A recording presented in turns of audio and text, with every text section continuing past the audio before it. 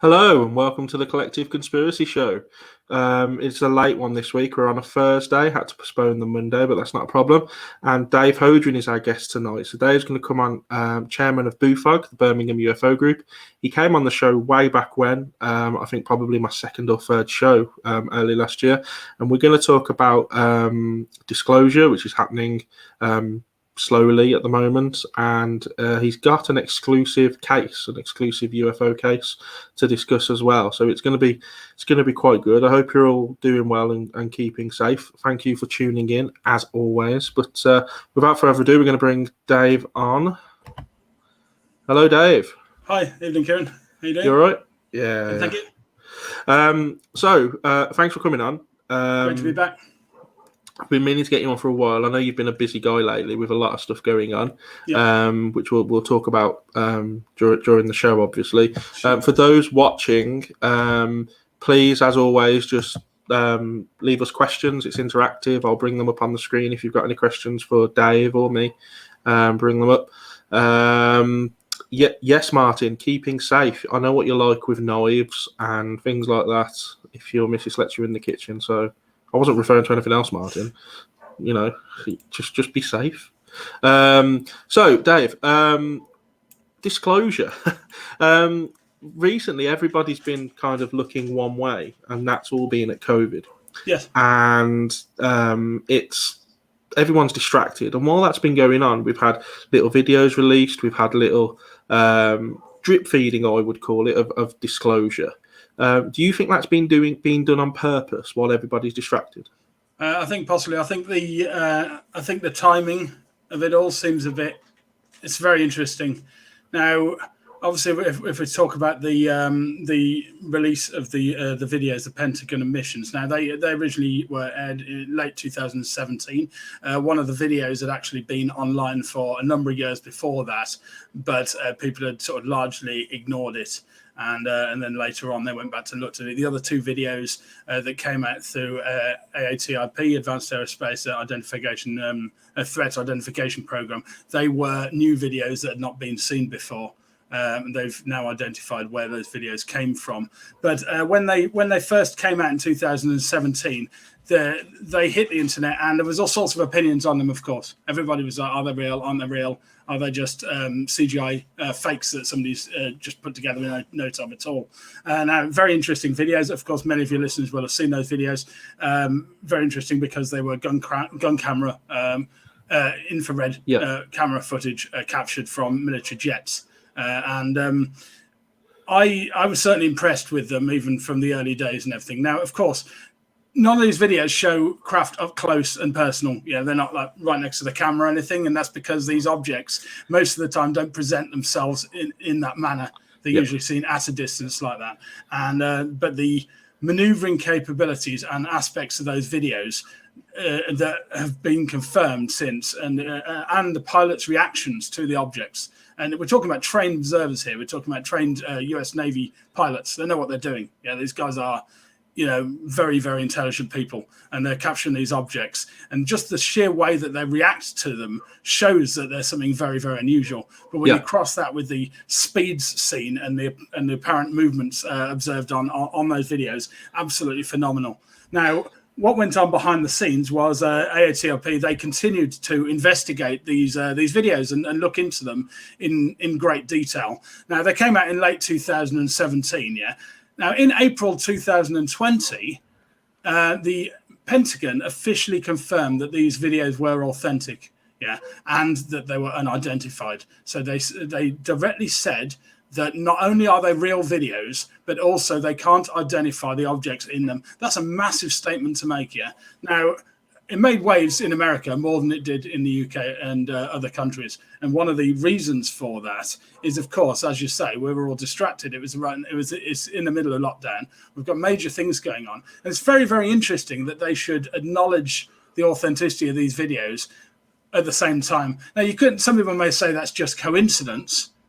But is it, But how long have they had? So these videos were several years old. Oh yeah, absolutely. They could have acknowledged them within a week of those videos being seen, even within a year, and it wouldn't have fallen during a pandemic. Exactly. For me, it's more than coincidence. It's been done on purpose. Yes.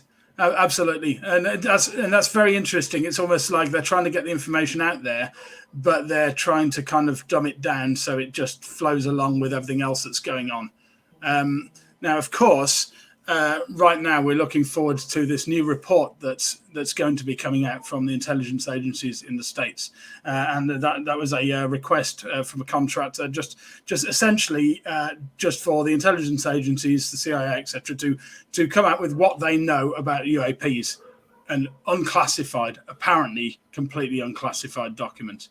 Now we can go into what I feel that may or may not contain, but obviously we're hopefully coming to the tail ends of things. At least we are in the UK, anyway. Of course, in other countries, it's still fully there, and it may continue for many years to come. Whatever your thoughts on on the COVID pandemic, my thoughts. Yeah, absolutely. But that's carrying on at the moment. Now, again, it's kind of being drip fed, and I don't believe it's going to make as big a waves as it should make. I think even if the acknowledgement is absolutely amazing, I think even if the information contained in that report is just clear 100% proof that something's going on. But we've already had that, yeah. So the Pentagon have already announced officially that they can't identify these objects in these videos yet. Which, as you've said, is by rights it's not just an admission for those particular videos. It is a sweeping statement that unidentified flying objects exist. Yeah, absolutely. Because they either exist or they don't exist. Yeah, something is either true or it's not. Yeah, you don't really. I mean, there's obviously some middle ground. It's a very, very complex subject. Yeah, and a lot of UFOs that are seen, UAP, we want to call them that, UAP, unidentified area phenomenon. What is that? Unidentified area. Unidentified aerial phenomena. That's the name that they've given it. The UAP task force. Yeah, which is what came on after ATIP. I have my thoughts about that. Yes. So for years, people have been looking at UFOs. Everyone's focused on a UFO. Mm-hmm. Now they've rebadged it. They've renamed it. Yes. Almost. Is that because now they're ready to start drip feeding and giving us disclosure? There's just something in my mind saying they've rebadged that on purpose. They've called it something else on purpose. They've specifically said why they've done that, and really the main reason is to get away from the stigma that the UFO subject has around it.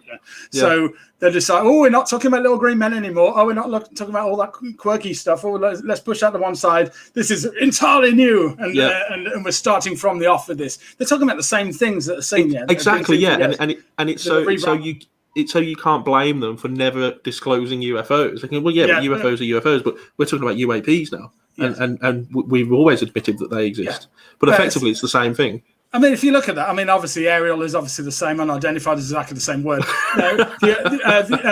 Now the phenomena thing is interesting. Okay, so phenomena, that could imply non-objects, so some kind of energy, ball of energy, but so it could encompass things that are probably responsible for some of the things seen, because as I said, it's a very complex subject. I don't believe for 1 second that we're just dealing with just solid physical craft, that can land and crash, etc. I think that some UFOs seen are more metaphysical in nature, and there's all sorts of very, very interesting aspects to them that suggest multidimensionality, like the way that they can kind of come and go. Although obviously the physical items seem to be able to do that as well, but some of the cases on record seem to suggest kind of almost like that they're not even solid, that they're some kind of ball of energy. But it's controlling, it's performing maneuvers which show it's under intelligent control. And that's absolutely fascinating to think about that. I've always thought that possibly the reason they can perform those type of maneuvers is because they are kind of a form of energy that can almost alter its surroundings. And you hear about during abduction cases where people are actually taken through a solid ceiling or taken through a solid window, almost as if they can control the molecules and the atoms of solid structure and manipulate them so you can just go through them without breaking them. If they can do that, then they can do something to the air around them, which could mean they could move faster. And absolutely, the advanced capabilities we're seeing with this, and this is certain aspects of the contact subject especially, is the reason why some researchers just shy away from the contact thing, because it's just too wild. Some of the elements are they're not you can't repeat study them. See what ATIP are trying to do. And the UAP task force now, as it's known. Okay, so what they're trying to do is they're trying to remain as scientific and as solid proof as they can. Yeah. Now, how do you do that? What you do is you look at things that can be backed up by radar. Yeah. So you've got physical confirmation from a pilot. So there's something there. It's not a radar malfunction. Yeah. They've also recorded the object on multiple radars and other sensors performing incredible maneuvers. Yeah. Very, very, very hard to argue against that. Yeah. I would say when you've got those two things in tandem, where you've got the visual confirmation and it's recorded on sensors, how do you explain that? It's obvious that there is something there, and it's obvious it's not a malfunction, and it's performing very advanced capabilities. So they're trying to stick to that edge of things, and they haven't talked much about the abduction phenomena or animal mutilations or any of that. And that's because a lot of the information in those aspects is, of course, quite subjective, and it always will remain it's that way. Subjective, and it's as you're saying, it moves away from the nuts and bolts, and I think that there is still even when they do drip feed this disclosure, there's still going to be an area of cover up that does cover up this kind of this. I guess the paranormal side of it. I don't know it's going to be touched on. What people are hoping for with this full disclosure thing with this report, I'd be very, very surprised. I was going to say, what are your expectations of this report? What are you expecting? What I expect to see is some other cases come forward, like the Nimitz case, and that's the case in 2004. The one of the 3 videos shows absolutely stunning case. It's without a doubt, one of the most incredible UFO incidents that's ever occurred. And it's a very good case. I expect to see more cases like that come forward, very likely with more camera footage to back them up and radar recordings, etc. More proof, essentially, that these things are real. Now, that, as it has already, will probably fall on largely deaf ears. That will be partially due to the fact that the majority of the public remain to be very complacent towards this subject, and partially due to the lack of media coverage on it. As I say, just like first time around, expect a lot more coverage in the States than in other countries. And it wouldn't surprise me at all if many people, it comes and passes them by. Don't get me wrong, it will be in the British newspapers, etc. But if people, what's it going to take though, Dave? Like we always say that they could never give us full disclosure because it would ruin religion, it would ruin science, the whole world would be up in arms. I mean, we were panic buying toilet paper a year ago. God knows what we'd be doing if they admitted aliens existed. So what would it take for people? That the Pentagon have admitted essentially that they exist. The videos are there; they're clear as day. Really good quality videos, as you've just mentioned. What's it going to take for the majority of people to sit up and go, hang on a minute, aliens exist? Yeah. Well, it's either going to have to be, so from our side, it would have to be a wide-scale announcement from all our governments, a combined effort that said, okay, it's now time for the world to wake up to this. And all of our leaders would band together and essentially say there is no more questioning this. This is real. Yeah. But the trouble is with that is how far do they push it? They're not going to go into the darker elements of this subject. No. Because as you say, the amount of panic that would cause, it's just counterproductive to them. There's no way that they're going to announce that because it's all well and good, these things flying around in the sky. Yeah. Most people, I would say, would be able to cope with that reality. Yeah, most people in the modern age. Yeah. So obviously we've looked into the vastness of space, and the majority of the public now believe that there are other advanced alien species out there in the vastness of space. Yeah, because it's just so big. Of course, that's it's the good old one. And I hear that response of people all the time. Oh, they've got to exist somewhere. This sort of response. Yeah.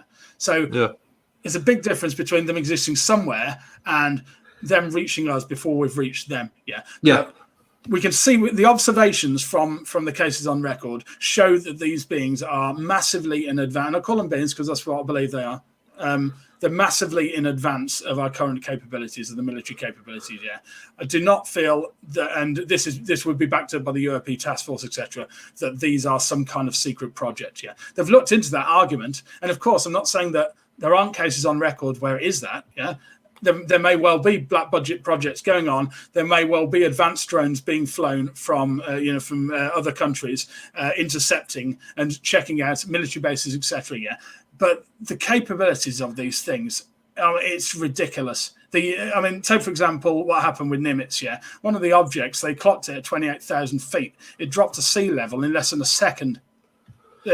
the speed it was going at was 24,000 miles an hour. Yeah, that's 6 times the speed of sound. It would kill any living thing. It would actually break apart the actual object itself. This is what experts in the US Navy have confirmed. Yeah, it's not just me saying this; it's been confirmed. Yeah, the speed that thing's moving at is way beyond any. I find it very unlikely that another country has developed tech to that sort of level. And we're talking about things that don't have wings, don't have tails, etc. I mean, the Roosevelt case in 2015. This is where the other 2 videos come from. Yeah. So you've probably seen them. The fast-moving sphere. It looks like it's zipping along quite a pace. It's been checked out, and they believe it's going about 2/3 the speed of sound. So quite fast, not insanely fast, but pretty darn fast still. Yeah. Okay. And then you've got the other object that floats along against the wind, I might add, and then does that weird rotation thing. Yeah. Now this is trained observers are looking at this, and other people in the US Navy. Yeah. And they've said, we don't know what that is. That is really, really odd. Yeah. And it wasn't just that. There were with that particular incident, which is called Gimbal, the video, there were in actual fact a fleet of smaller objects.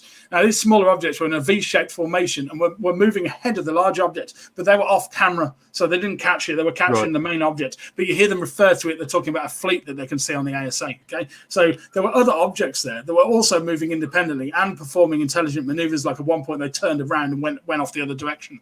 So these things were obviously under intelligent control. I mean, this is wild, yeah. Why are they here though, Dave? And why are they? I believe they can choose to be seen and not to be seen, but that's conjecture. Yes, oh, absolutely. But did the Navy see them as a threat? Are they looking at them as a threat? Sort of. Yes and no. Okay, so a lot of the DoD. The Department of Defense, are largely ignoring the videos and that sort of, and playing them down. Yeah, right. They don't want to say, okay, we've got a problem here. Yeah, UAP Task Force, mind you, is saying absolutely you should look at this. These are obviously real objects performing now. They haven't performed anything offensive, not at least to their knowledge. There are some cases. If you go right back there, you probably find some cases where UFOs have apparently vaporized people, or you could say that if they abducted a pilot from a plane, then that in itself could be considered hostile. Yeah. But they might have been doing that in response to being intercepted by said jets. So, therefore, it's self-defense, isn't it? Now, most of the time, these objects perform defensively. Yeah, they'll just zip away. They'll get anywhere near them. That's why the videos are so distant. Yes, because when they tried to get closer to these objects, the objects would get out of there. Yeah, which is what happened with the Nimitz case. Yeah, they tried to intercept it and get closer to it, and away it goes. But with that, so they're obviously acting defensively, but it's still a threat because of 2 reasons. Firstly, they're in American-owned airspace. Okay, so and I'm talking specifically about these videos now, the Pentagon videos. Of course, you could look at cases from around a UK army base and say, okay, there's been UFOs around that. That's in our airspace. Absolutely. Let's talk about Rendlesham, for example. Yeah. In the Rendlesham area, that was controlled airspace around those bases, and these objects are appearing in them. So therefore, you could consider that a threat in a way, because they're ignoring but for all we know, they might not be aware of. I was going to say they're ignoring restrictions placed by us. They're a different species. They're a different race. Might not know. Yeah. So and then you've got the problem with mid-air collisions. Okay, so there've been a number of very, very close intercepts. We've had some quite recently. Actually, there was one that came out, I believe, earlier this year. I think it was across in Mexico. Came out with some audio. So basically a missile-shaped object flew right past a commercial jet, really, really close to the cockpit. And they reported it, and you can actually listen to the radio of that online. That's been uploaded, the audio file of that. So it shows that these objects are sometimes coming in quite close proximity to planes. Now, how long is it going to be before they accidentally run into a Boeing and take out several hundred people? But again, I mean, how do we know that hasn't happened before? When planes have crashed, we get told that they've crashed because an engine's gone out or whatever. How are we to know that hasn't happened before? Absolutely. Obviously, these objects appear to possess great intelligence in terms of the flight capabilities and the way that they're moving. So therefore, you would say that they would be intentionally avoiding other jets, but we don't know. We're in realms of the unknown here. For all we know, they just might have been lucky to happen to be on a different flight path to them. And for all we know, the object could be so super powerful, it may just run straight through a jet and be absolutely completely unharmed. There's certainly cases on record where they're fired on these objects and there's seemingly no effect to them. No. That's happened numerous times, and that's us taking the offensive. That's us ordering pilots to shoot at these objects.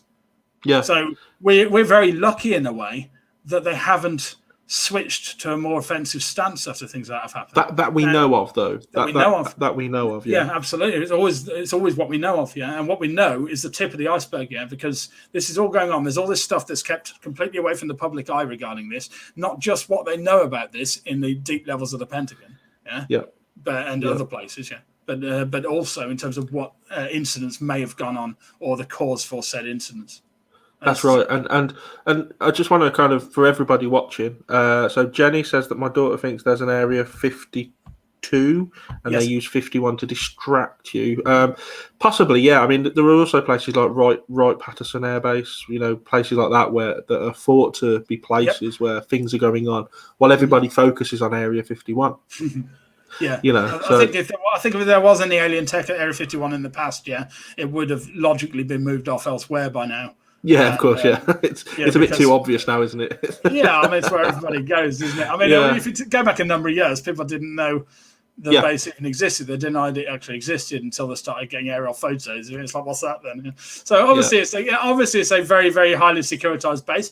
Obviously, there are things that go on out there. I've seen many UFO reports from the area around Area 51 of objects performing maneuvers above the base and in the surrounding areas. Now, the question is, are those objects purposely flown out from the base, or are they other objects intercepting the base and taking visiting the base? Because what we're seeing again and again is that they're looking in on our military forces, or appear to be. I say appear to be, because I deal with cases from around Birmingham, and I've dealt with lots and lots of cases from around the Birmingham area. If I put them all back to back in a big file and send it to somebody, people would be like, "Wow, Birmingham's a major hotspot." No, it's not. It's not at all. It's just because I'm a dedicated researcher who happens to be in the Birmingham area, so I get lots of cases in. If I lived in Stratford-upon-Avon, I'd probably make it look like Stratford. It'd probably look like Stratford-upon-Avon was a hotspot. But also, of course, the media and the not necessarily the hardcore researchers like yourself, but the people that kind of dip a toe in every now and then. Everybody's heard of Area 51, so it gets a bit of a reputation. But no one would associate Birmingham with being a UFO hotspot. So there's that side of things as well. Yes. For the people watching, Dave is the chairman of BUFOG, which is the Birmingham UFO group, and has spent many a year investigating, I guess I could say, thousands of cases, not only around the Birmingham area, but UK and around the world. And he's got a bit of a recent case he's going to share with us now. I'm right in saying this is an exclusive, so this will be the first time this has been told. It's the first time it's gone out on video, if I remember correctly. Yeah. Great. So that's really good. So for the people watching, you're about to hear a recent exclusive. So tell us all about it, Dave. Okay. So this is the incident happened in 1989. So it's not a brand new incident. It's a historic case. Yeah. Very good year. I was born. Brilliant. There we go. Are the two connected? Well, we'll never know. So. Okay, so it's July 1989 this incident took place. And what happened is this is a military case. It's from Greece. It's from an Air Force base on the east coast of Greece. Now, I can't reveal the exact name of the air base. There are a number of air bases, and I've been told to not mention the exact name. The individual who came forward is an ex-aircraft mechanic, and he confirmed to me, this is quite recent, a number of weeks ago, we looked into this in depth, after I gained his trust, because it took a while to gain his trust, because obviously some people out there would just take it and just splash all the details of his name everywhere and that sort of thing, and that's not what I'm about, as you know. So I, after I gained his trust and promised not to reveal anything he wouldn't, purposely allow, we started to talk about the incident. So back in July 1989, he's on this air base with his squadron. So there's 12 people inside included. So himself and 3 other mechanics. There's 3 weapons experts and 4 weapons checkers and 4 pilots. Okay, that makes up the squadron. And what they were part of is an exercise where they would essentially pretend they were an enemy force, and they would take off and pretend they were an enemy force, and then the base would react to that. So they were on standby all the time to take off from the jets at the runway. And they were situated in a building at the west end of the base, just at the end of one of the main runways of the base. most of the time they just hang around. They have walkie-talkies on them and everything, and if they got called to get sent up to do the exercise, they go and do it. And they'd regularly repeat. The mechanics would regularly go on the cycle to check the planes to ensure that they had fuel in, etc., and that there were no damage to the jets or anything. So it got about midnight on I think it was a Saturday, I think in July 1989, and it was a very clear night. And the individual he just stepped outside, just checked over the jets, and they were fine. And he was just doing the transfer to the next mechanic. So he goes and hands over the roll. Then he steps back outside just to stretch his legs, yeah. And as he leans back, he happens to look up into the sky. About 500 meters away to the east of him, roughly over the center of the airbase, halfway along the main runway, he sees what looks like 3 dim red lights in a triangular shape, an equilateral triangle. And he's looking at them, and he's thinking, what on earth is that? And there's no sound coming from it at all. And it certainly appears to be 3 lights inside one solid object, as opposed to 3 smaller objects in tight formation. So he goes and gets his squadron, and they all come out, and they're all checking out. Don't forget, these are experienced Air Force personnel here. They know what aircraft and helicopters look like after dark at all distances. Okay, so they're all looking at this, and it's there for about 10 minutes goes by, and they're staring at it. They don't, because it's quite far away. Obviously, 500 meters is quite a distance, and they're to remain at the end of this. So they don't start walking along the runway to get closer to it. They're looking at it kind of like almost like a diagonal, and they can't really identify it, and it's just hovering there, completely motionless, without making a sound. And they think, what on earth is this? Yeah. After about 10 minutes, all of a sudden, bang! Away it goes. Yeah, shoots away to the east like a bullet. They all watched it go. It wasn't like it just vanished. It didn't vanish. It went. Instant acceleration. He said there was a sound that came from it, but the sound was of the whoosh of air. It wasn't from the object itself. It was just a whooshing noise of air moving around the object as it left. And it shot away to the east and was gone to the horizon in less than a second. And obviously They were all like, wow, what have we just seen? Yeah. So immediately he thinks, okay, the base is going to have detected this on the radars, aren't they? They're going to know about this, and they're going to send us up to intercept whatever this thing is. So he's expecting alarms to just start going off and their walkie-talkies to start off. Nothing happens yet. There's nothing. They don't get any contact off anybody. So okay, so they go back inside their building, and they're there until sort of early hours of the morning, and they finish their shift. At which point they hand over to another entire squadron. So they go back to their barracks and go to sleep for a number of hours. When they wake up, so later in the following day now, they are called down to their commander's office. Him and his squadroners. They go there, and the commanders say to them, we're aware that you saw something last night, and what it was is we were doing training exercises, and what you saw was something like an AWACS aircraft. That's what he said. So an AWACS aircraft, for those who don't know, is one of these planes with a massive round radar dish stuck to the top of it. Yeah. And he claimed that the commanders claimed it was this, which is, of course, absolutely ridiculous, yeah, because 1, the lights didn't match. 2, it was floating, hovering, motionless, not flying like a plane would fly. 3, it made absolutely no sound at all. 4, it shot away at an incredible rate of knots. Nothing with the sighting fitted in with that explanation. It was immediately obvious to him and his squadron that this was that there was a cover-up going on regarding what the object actually was. They were also told at that point not to talk about it with anybody, which is why it's remained secret for so long, and why it's such a kind of controversial case, and that's why I'm having to leave some of the details out. Of course, yeah. Did he just want to touch on a few of the details he gave? Yeah, sure. Yeah. For those watching, that noise you can hear in the background are my frogs, and it's mating season, so they're a bit horny. It's as it gets warmer as well. They go mad. So I'll mute while you're talking, Dave, so it doesn't interrupt you.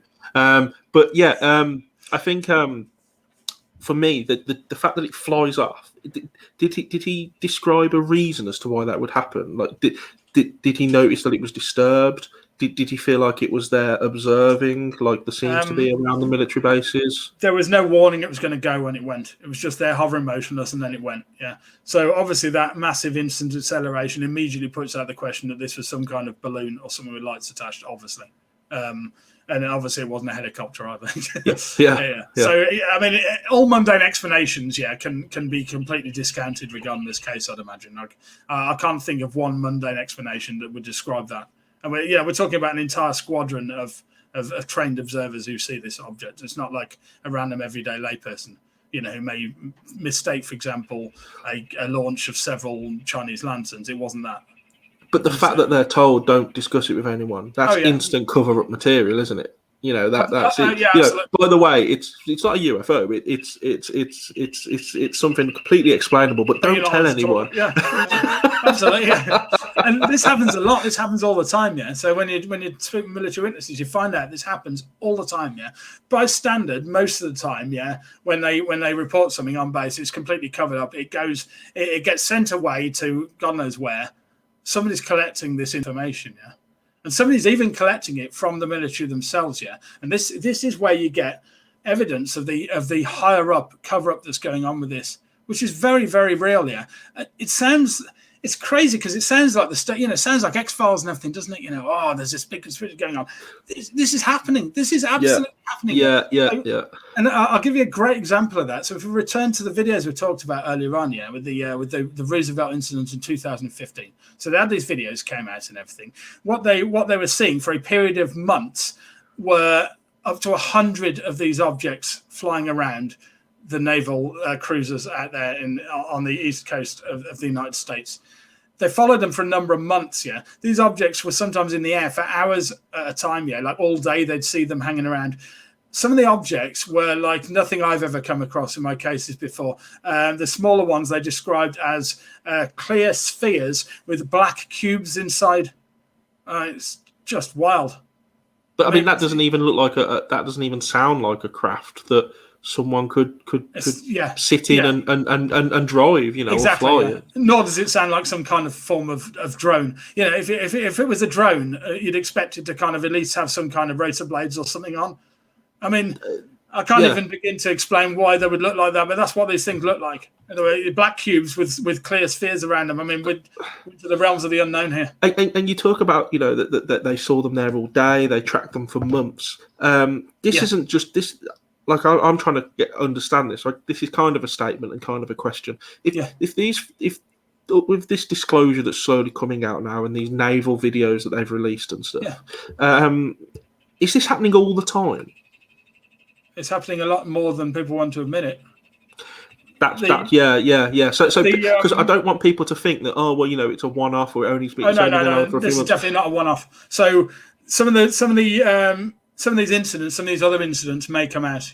And Chris Mellon, who's part of the UAP task forces, has alluded to some of these other cases. He's talked about a case from where they tracked an object coming down from Iceland.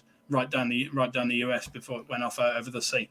These things are happening far more regularly. As I say, we've just seen the tip of the iceberg here. These few videos, they've got other ones. They've alluded to having other ones, closer ones. Now, whether they come out or not, I don't know. There's been talk from certain parties that there's a clear photograph of a flying triangle craft alongside a jet that numerous people have apparently alluded to seeing. We don't know whether this is 100% true yet, nor do we know whether this is definitely going to come out in the report. But numerous people of trusted backgrounds have alluded to being shown this photograph that apparently is of a black triangular craft with 3 lights in the base of it, classic FT, filmed from a jet, not in the distance like the Nimitz video or anything, not close and personal. So, but again, these things that they're releasing, they're obviously choosing to release these. So Christ knows what they're not releasing. You know, I can only imagine what. Yeah, but they were kind of forced into releasing in a way. I think that they would have. Yeah, no, I get Yeah. that, but you know, if you talk about like the X-Files and stuff, you know, and Yes. and that I do believe they're cherry picking particular things to show you.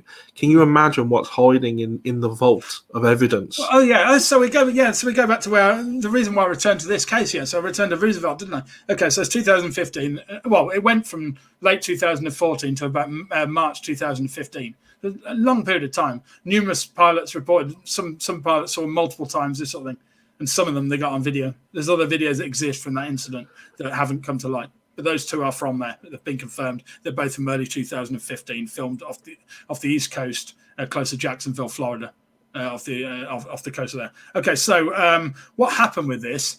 You say the cover up. Okay, so people think at a low level, we think the military is covering this up. The US Navy is covering this up from us. Yeah, they're the ones doing the cover up. They're the ones who have all the answers. No. It goes way higher than that. So what happened is they lost their data. They lost the information they had on the radars of these objects here. This has been confirmed here. They actually had all the radar data of these objects that they were tracking. And, they had all this information and they went looking for it. And lo and behold, it had vanished. And shortly before it vanished, a helicopter landed, and they believe that the people in that helicopter took away that data. Where to? We don't know. Yeah. Well, yeah, there are groups working out there right now, that are above the standard military groups. Well, that's the X-Files. I mean, we talk about X-Files and Project Blue Book and all that. This is true proof of that. This is real proof of that. It's proof that this cover-up goes multiple levels. Yeah, it goes deeper than people sometimes give it credit for. Now, this has been going on since forever. Yeah, if I go right back to my childhood, mid-teens. Okay, so I start looking into UFO subjects. I start going to conferences in my mid-teens. I remember one of the first conferences I ever went to.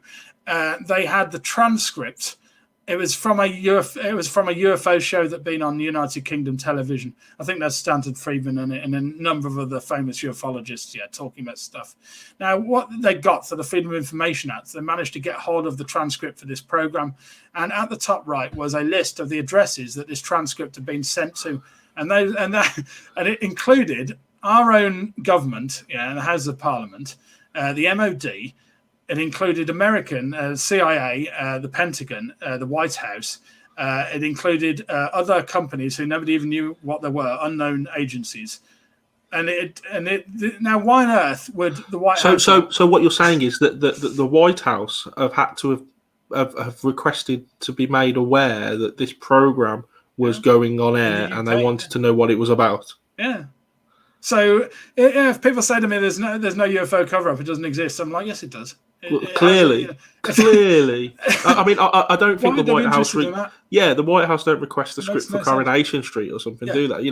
They're obviously keeping tabs on it for some particular reason, and they're keeping tabs on it to make sure that people don't talk about the wrong stuff. Yeah. Now, in most cases, they don't mind getting out into the public eye. But if that's the case, then do you think that some of what we see is misinformation? So everyone's focusing on and maybe some researchers are put in there as misinformation agents. I think that's everyone's very believable indeed.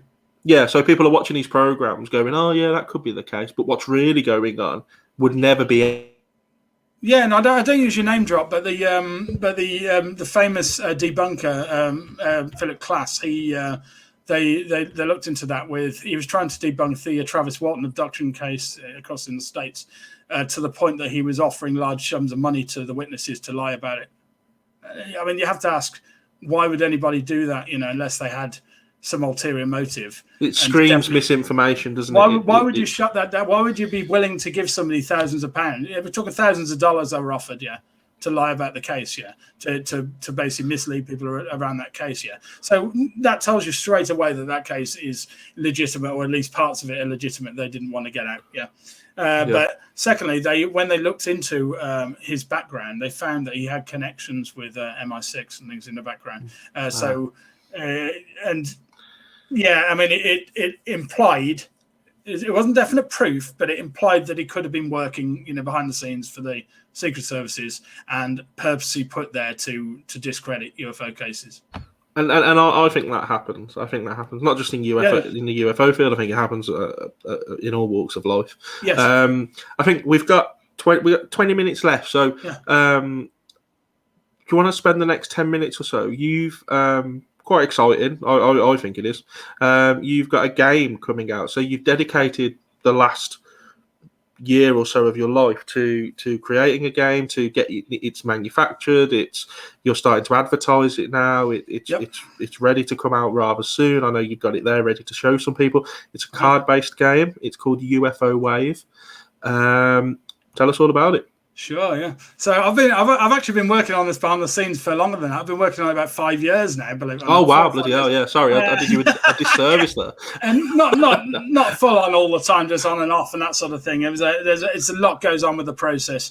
So essentially, if I go back to about 5 years ago, I've got a big interest, a big avid card and board gamer, as well as a UFO investigator. So I wanted to combine those two interests.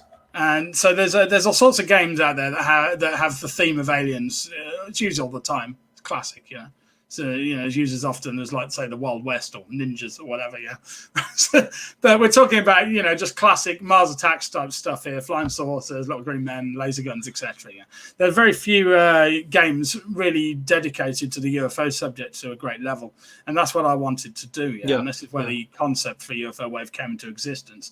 Now, I had the choice between taking it down a kind of very serious route or a more kind of fun, family-friendly sort of route, and I opted for the latter. And one of the reasons I did that, first of all, I got a bit of a sense of humour, so I kind of enjoyed it for that. And secondly, I wanted to make it more accessible. I wanted to make it accessible for not only people who had an interest in the UFO subject, but also other people who are gamers and might not necessarily have looked into UFOs that much. I've also got a 10-year-old daughter, and I wanted her to kind of get into the game and enjoy it as well. So I decided from the off it would be a kind of family-friendly. It's made for age 8 and up. So over a number of years, I went through lots of different versions. Yeah, once I'd settled on it going down a kind of fun route, I decided I wanted kind of cartoony type of artwork for it. Now, the artist, this is an incredible story regarding the artist. I go back like over 20 years, and I'm at university, right? And I remember seeing his art online on Google. This is like the early days, This is just like where YouTube and that were just starting up, this sort of thing. And I remember coming across his art online and thinking, this guy really knows his stuff. The stuff he was drawing in these pictures showed me he had a very big knowledge of the subject. Didn't know who he was or anything. It was just some cool art pieces. I thought they're really well done. Anyway, so we go forward to 5 years ago. I decided I'm going to get the art for the game done. I immediately think of this guy. I think, I wonder if I could track him down. I have no idea who he is. So I go looking around online. That's an extensive internet search. I finally come across one of his art pieces, and lo and behold, I got a partial signature at the bottom. I'm like, oh, come on, this is going somewhere. So again, I look around online with this partial signature, and eventually I tracked the guy down here. And it turned out he was an active artist still, so I was like, brilliant. He lives in New York, and I got in touch, similar to how we're doing right here, had a chat with him, and I found out then that he'd had contact experiences since childhood, and that's why he had such an interest in the subject, because he'd had experiences himself. And so that was, even there, I was set then, definitely. I was like, yeah, I want this guy to do the art for the game big time. Does that also show that his artwork is it based on some of the experiences that he had? Well, you say that. He's actually drawn for me. It's in the instruction manual of the game. He's actually drawn the craft he saw as a child and everything as a new picture for me to include in there. But yeah, definitely the themes of some of the things that have happened to him are in there, but also just general interest. So anyway, I went over it with him, went over the idea. He said, oh, amazing. He was more than happy to get involved. He's never done artwork for a game before. So then it went through a phase where I was trying out different styles of games. What would I settle with? Yeah. And it went through about 5 different versions. And every time I was kind of like, it's good, but not all it can be. And I also didn't want it to be too similar to another game, because I didn't want people to think out there that I'd just taken another game and put like a UFO skin on it and there's your new game. I wanted it to be genuinely different from other games. So after about 5 or 6 different versions, I finally settled on the end thing. My friends are like, are you ever going to bring this out, David?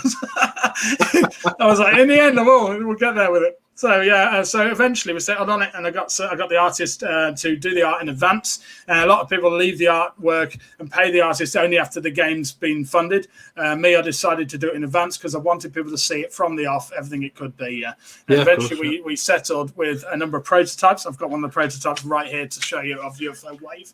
So I'm going to bring that in there. There is the box art, the front box art for UFO Wave, the tactical card game of Alien Supremacy.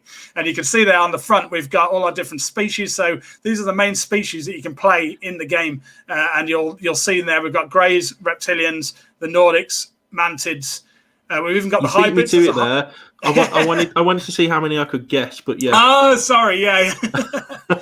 Okay, so these are the two chaps. So we got there's one in the centre. Don't know, because he kind of looks like a grey. Yeah, that's a hybrid. So he's actually got hair like a human, and that's why he's in a helmet. Yeah. And then at the back. The shadowy hooded figure. Yeah. Mate, I would have guessed there. I'd have got grey, reptilian, and Nordic. Yeah. I don't know about the hooded figure. So the hooded figure feeds into the paranormal aspect of the subject, which I know you'll be very interested in. So it's a shadow being. I was going to say a shadow man, but then I thought, does that really relate to UFOs? But it does, because in most contact cases, people also have paranormal experiences. And of course. And I wanted to show that link between the subject to contact and itself. Got shadow beings in there as a species. And you've got the men in black. I see there crouching. Yeah, there's a man in black down there in the corner. We've got the military on the other side. Yeah. And then the different craft types in the game. We've got a flying triangle, a cigar, and a saucer across there. So, you can see even from that front box art. But, we're just getting started. So, essentially, it's a competitive card game for 1 to 6 players. In the game, I decided that you would play as an alien species. So you actually take on the role of the Greys or the Nordics or whoever. And you're fighting against other aliens, and you're competing for resources. And you've got a line of cards that's on the center of the table called the scan. And that represents what you can all see from your craft windows, both in the air and on the ground. There's activities to claim on that. So activities to perform, like abductions, crop formations, etc. I've even included the mutilation subject that is in. I was just going to ask that, because that's quite a dark subject. It is, and this is as dark as I wanted to get with the game. Now, of course, the game's family friendly. It's designed to be family friendly, but it would have been wrong to leave out the mutilation subject. Yeah, so it's called Harvest in the game, and it's the card art just has a picture of a dead cow lying there with cross eyes. It's very, very inoffensive. We're talking about Tom and Jerry level offense. Obviously, I didn't want to show any gore or anything like that. It didn't have the ripped out anus or anything like that. No. Just the cross on the eyes. Okay, exactly. Yeah, I kept things. Because I wanted it to be family friendly, of course. But it had to be in there. It had to be. So you've got these activities you can perform, but you've also got humans on the scan, including the men in black and the military, sky watchers, this sort of thing. They're out there, and they're essentially guarding the activity. So if they're alongside an activity and you try and claim that activity, then you also have to take that human. They spot you and start watching you instead. So then they end up coming and sitting in front of you. Now, they usually have negative effects on you. There is one positive human. We've got believers in there. And if you get believers, it's actually a positive effect. So you're actually trying to get believers to sit in front of you. But most of them are negative and will affect your score, this sort of thing. Then you've got energy. So there's essentially pockets of energy up in the air. And if you perform stuff nearby, like if you claim an activity, then again, if there's energy next to it, you'll also absorb that. And some of the energy is good and some of it's bad. Some of it can have, maybe take off a couple of points off your score or get you to lose a card or whatever, and this sort of thing. So you'll be trying to get near the positive energy pockets and avoid the negative ones. There's a complexity that comes in with the humans, in that you can lead humans to other players. So if you want to, instead of doing an activity on your turn, you can lead a human that's on the scan to another player. So you're basically getting their craft and over there, go and watch them. And you basically just send them the bad card from the off. Then you've got your plan cards. These are the cards you hold in your hand. There's 2 different types of cards. There's powers and there's craft cards. Powers are essentially your different abilities, your alien abilities to do different things. So is that things like, do you bring in things like the being able to move around fast? Absolutely. Yeah, it's all in there. I've got also, let me see if I can find some examples a second. Okay, so there's one straight away. Okay, so we've got a dimensional shift. That's one of the power cards there. So you can see down the bottom, we've got two alien faces, a green one and a red one there. The green one is your basic effect, and the red one is an advanced effect. Now, when you play the power by itself, the basic effect is what happens when you play it. With this one, you discard a card off the scan and then redraw. So essentially, you're changing the scan line. So let's say there's a human there that you don't want. You want to get the activity that's next to him. You could use this card and get rid of it entirely. Now, at advanced level, you can actually discard I don't know if it's probably a bit blurry. Discard an opponent's claimed card at random. So essentially, if they've claimed activities earlier in the game, some of which might be high-scoring activities, you could actually use that to discard one of their claimed cards. I like that because by using the word dimension, you're changing your surroundings. You're getting rid of cards. You're altering the dimension around you. I like that. So then we've got a hotspot as another one. So for the hotspot card, it allows you to claim more than one activity of the same type in a turn, because usually you can only take one. But this one, at basic level, if there's two, let's say there's two abductions and they're alongside each other, you can play that and get both those abduction cards in one turn. At advanced level, you can get any two. And you're probably thinking, how do I activate advanced? Well, that's where the craft come in. So the craft cards essentially will change something from a basic level to an advanced level. So there's a craft 5 triangle. So you play them alongside the power cards to change the cards into advanced. But that's not the only thing that these craft can do. They've got more than one different usage. The other usage of craft is if you pair them up, like if you get a couple of flying triangles, you can use them to discard humans who are watching you. So let's say a man in black spotted you and you want to get rid of him. You can use 2 flying triangles and discard him, or 2 of any other craft type.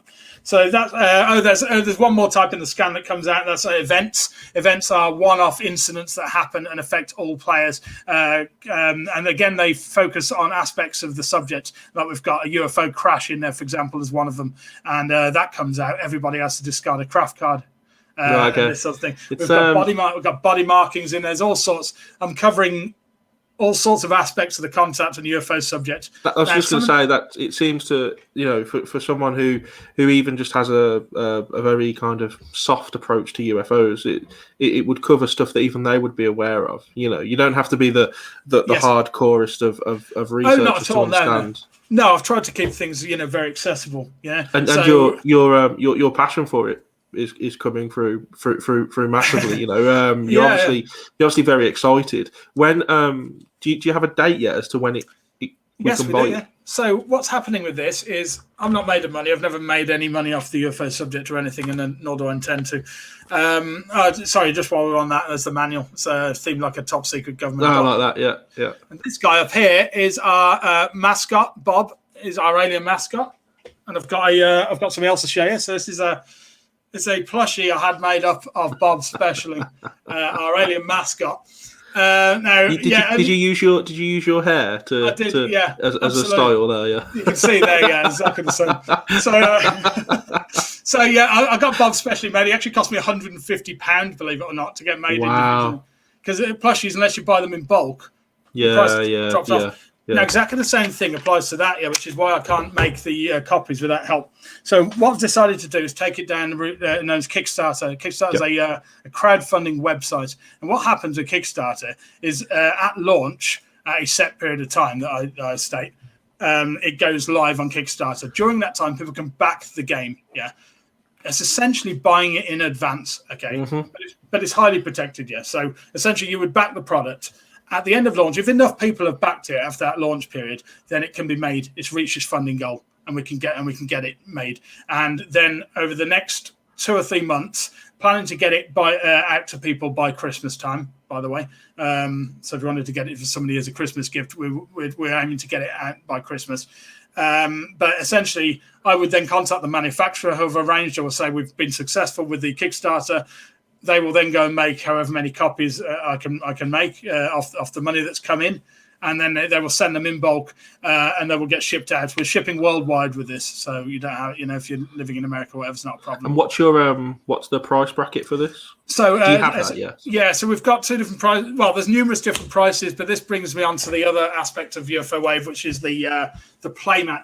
So the playmat's pretty darn big. Okay, so that's the playmat for UFO Wave. You can see at the top we've got the scan and plan decks there. Yep. underneath that's that line I was talking about, the scan line that goes on there. Now, if you have a look up close, there's all sorts of alien imagery and stuff. No, yeah, as I say, you got the hieroglyphics and loads of stuff in there to see. Now, with that, it's not entirely. You can play the game completely without the need for the playmat yet, but it looks real swish with the playmat under the cards. So we've got different options. You can buy the game by itself, or you can buy it with a playmat, and then if you get like multiple ones, you'll get discounts to this sort of thing.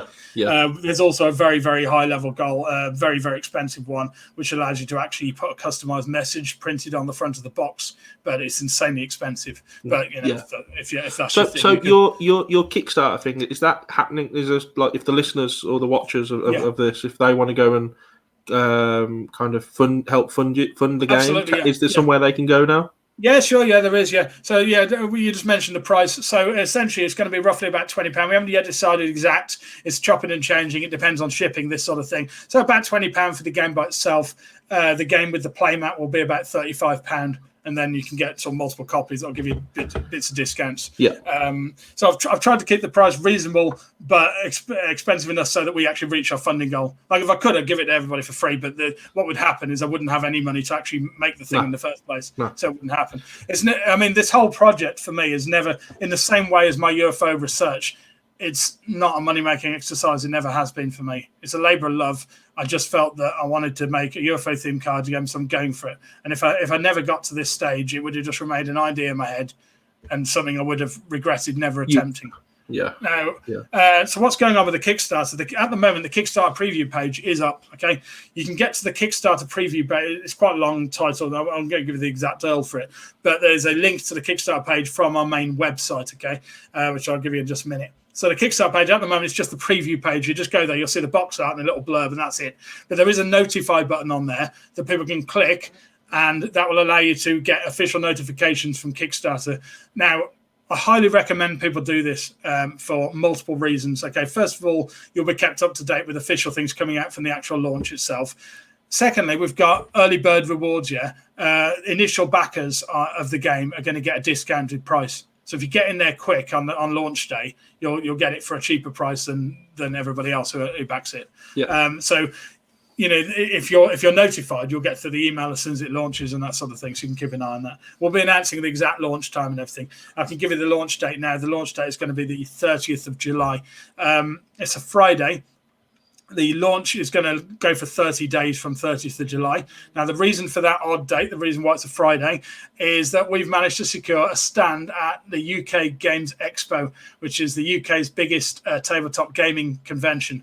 It's taking place at the NEC in Birmingham, quite close to where I live, which is really convenient. Now, I've been to the expo for many years as a gamer, and it's really cool to actually be there and actually have a stand at the thing.